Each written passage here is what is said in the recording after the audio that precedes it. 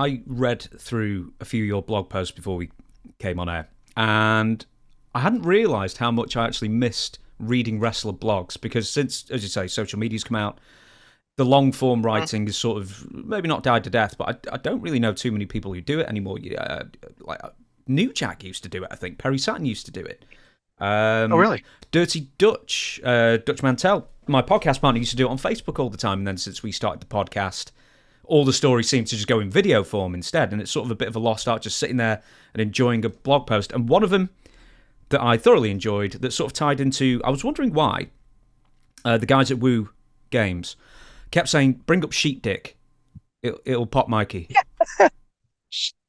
Yes. And I was like, sheep dick. And I was like, how am I supposed to bring that up in polite conversation? But then I read the blog post about your meeting with Bobby Heenan. So what better way to sort of start this off with a good old story about how you met Bobby? So I was a huge Bobby Heenan fan. So my introduction to Bobby was 85, 86, I guess, in WWE. And he was the Weasel. He was the bad guy. He was managing Big John Studd, King Kong Bundy, and maybe Paul Orndorff at that time.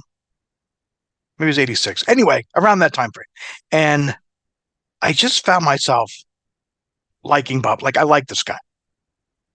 And my brothers could not understand it. My parents, they go, how can you like this? Like, how can you like him? I said, I don't know. I don't know. And then he would be on Primetime Wrestling with Gorilla co-hosting, and then he would do Wrestling Challenge co-hosting with Gorilla.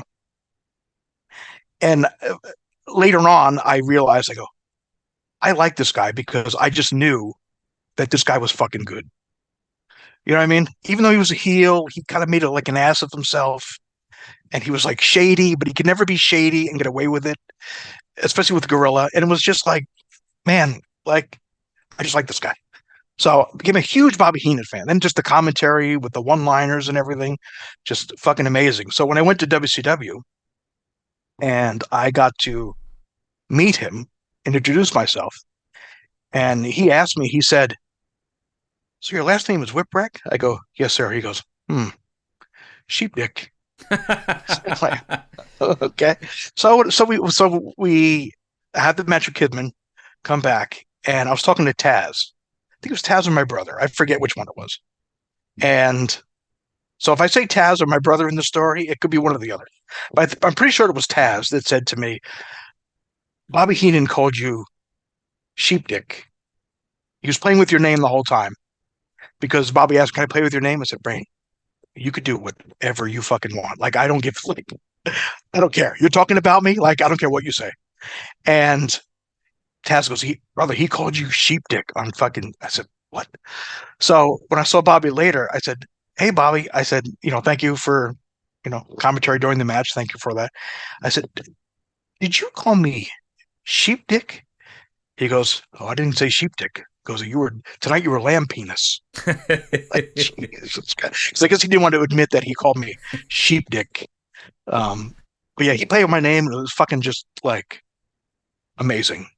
Is this did he just take a shine to you straight away? Because, I mean, from reading the blog post on Hive, by the way, I'll put the link up for everybody, that the way you write it, he just, for whatever reason, just took a shine to you straight away. Yeah, and we didn't talk a lot. We didn't hang out. You know what I mean? It was just, when I would see him, it was just funny ha-ha and a big smile every time I saw him. And, it got a point where I'd actually would give him a hug when I saw him. And I only saw him 10 times, 15, like, it wasn't a lot because I didn't work there. I mean, I was there for almost a year, but I'd only a handful of fucking matches. And yeah, it was just great. And I have good things in my wrestling career, the stuff with Cactus, the stuff with Steve Austin, Tajiri, all that good shit. But one of the biggest highlights of my career was the night after the Bash on the Beach with that Junkyard Invitational match where everybody got fucking hurt. I had a concussion. I was wrestling Steve Regal on Nitro, and I had no idea what the fuck was going on. And I'm walking around the ring, and Bobby stood up and shook my hand on TV. And I'm thinking to myself, please God, let that be on camera. And I'm thinking to myself, he doesn't do that. Like he doesn't like stand up and like shake people's hands. You know what I mean? It's like he wasn't there. So for me, I'm thinking he just kind of in a way put me over on TV by shaking my hand. So I was fucking giddy, concussed as all hell, but fucking giddy. So Well, you yeah, managed to but it get it was on amazing. camera at least. Which episode was this on? Because I know someone's going to try and find it. Do you remember? I Or do you remember don't what the town whatever was? whenever I think it was in Memphis. It was the night after the bash at the beach. So when we did that Junkyard Invitational on that Sunday, it was the next day on Nitro. Right. So if you look at the date, you'll be able to figure it I out. was So going to say, detectives, get out there and try and find it and get a GIF. somebody snagged me. Somebody snagged me a really good GIF of it or a screenshot. Because anytime I tried to get one, it was blurry. Yeah. But this was back in the day on videotape.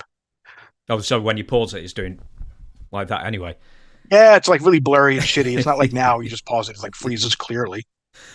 Do you know, talking about Bobby, and this is 1999, we're talking as well. At any point did you talk to him? Did he just seem exasperated with WCW? Because I believe towards the end he just wasn't happy being there. He told me. He said he goes sheep dick. He goes. He said this place is a sinking ship. He said if you can get out, get out. He goes, but until then, on the 1st and the 15th of the month, just get your paycheck. He goes, but this place is a sinking ship. I said, you think so? He goes, they have no idea what the fuck they're doing. I said, oh, okay. And then yeah, and then a year later, it wasn't that long after that. It was maybe 2 months late because that was at when did I see him? The Great American Bash. It was a Great American Bash in Baltimore when I wrestled Van Hammer for some god unknown reason. That's what he told me. It was a sinking ship. That just get your check and get out. And then like 2 minutes later, Eric got fired. They brought Russo in, and it really kind of went from where it went to where it went. Mm. Oh man, I used to watch every, because we couldn't get Raw at the time because like it had to be on Sky Sports, and that was that was like HBO. For you guys, that was a big paywall. So I was a WCW avid watcher at the time, and yeah, you could see week to week. You could see week to week. I didn't know anything about the backstage stuff, but just maybe it's just the pushing of David Flair for me that I knew something was going a bit wrong. So for me, what made me leave was they put the cruiserweight belt on Evan Courageous. So that was more offensive than Oklahoma or like Medusa. Well, this was before that. Oh, okay. I don't know, but was it Medusa? I don't know if Medusa was there, but it was before Oklahoma for sure. Mm. And I just remember talking. My idea was when I went back to ECW and I did my purgatory there and paid my dues again, before Paul would start using me in a better spot. My idea was the whole devil thing with the red hair, crazy Mikey, to go with Jimmy Hart in the Dungeon of Doom. Because Jimmy asked me if I would mind if he would be my manager. Because Jimmy wanted to get to the cruiserweight stuff, I guess, or whatever. Whatever the reason was, Jimmy asked if that would be something I would be into. And I said, fuck, Jimmy, fuck yes. Jimmy Hart, fucking friend of Hogan, like, fuck, Jimmy Hart. I don't even care. Like, just fucking managed by Jimmy Hart. Yeah. So I was going to do the red hair, crazy fucking Mikey at that point. And they didn't go with me and Jimmy at all.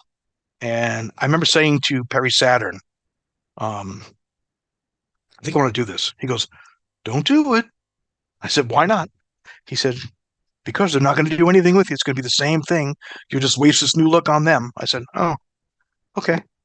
So I was going nowhere, not getting anything. And I was watching Evan, who looked like a fucking $1,000,000. Nice enough guy, but he wasn't very good, to be honest.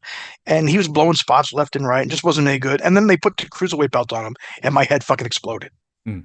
That's when that was when I went back and was in the stage of, oh, I want to work. I want to get a push. I want this. I gave a fuck at that point. Instead of worrying about just getting money, I was worried about actually wrestling. And that's when I said, that's enough.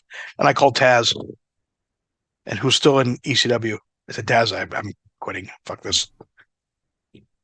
But yeah, my head exploded because they put the belt on this poor kid, and I was very angry. Do you know, it's a really, really clever thing that Perry said to you there, don't waste a new look, because if you go back to ECW with a new look, then you're a completely refreshed character. And the WCW run is effectively cancelled. I mean, Pretty much, yeah. That was it. Yeah. That's some really Now, clever advice. but here's the thing: if I had stuck it out and waited for Vince Russo to get there, maybe. But I had no idea Vince Russo was coming in. You know what I mean? As far as I knew, it was the end of August '99, and it was what it was. So I figured, this is not going to go anywhere. So this is kind of over.